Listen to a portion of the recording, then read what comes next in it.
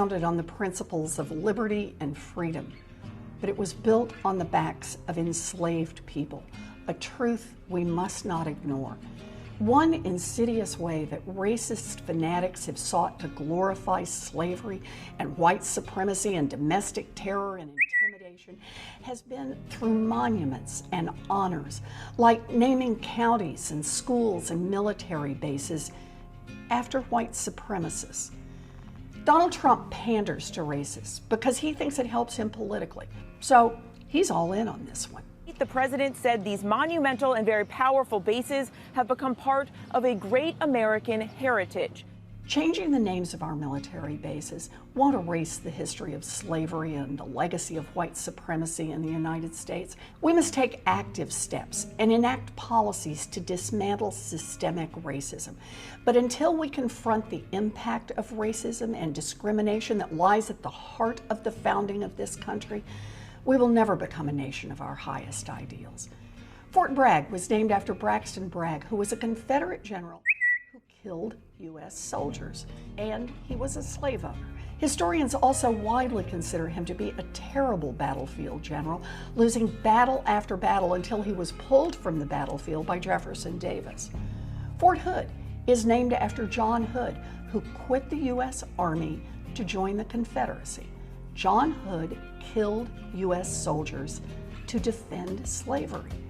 And Fort Benning is named after Henry Benning, who led troops at Gettysburg, Confederate troops who killed U.S. soldiers.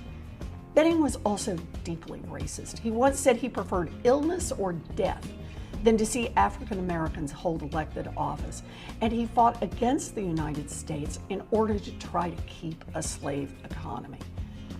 The decision to name military bases after Confederate generals didn't occur right after the Civil War. It happened much later as part of a deliberate effort in the early 20th century to try to make Confederate leaders into heroes and to downplay their treason and their commitment to slavery. To this day, that effort continues.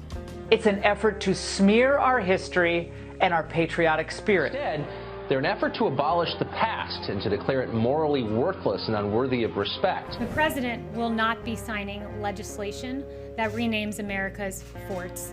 As a nation, we have some serious soul searching to do.